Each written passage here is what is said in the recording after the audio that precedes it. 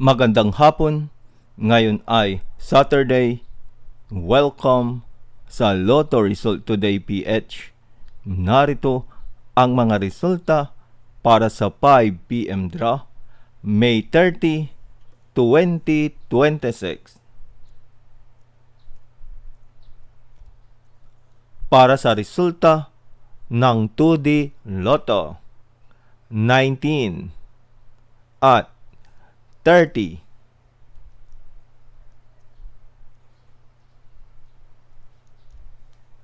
Heto naman ang resulta kaninang 2 PM draw.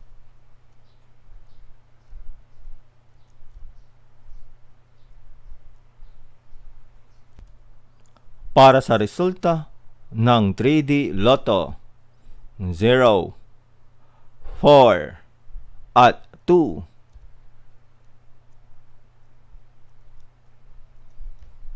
Heto naman ang resulta kaninang 2 PM draw.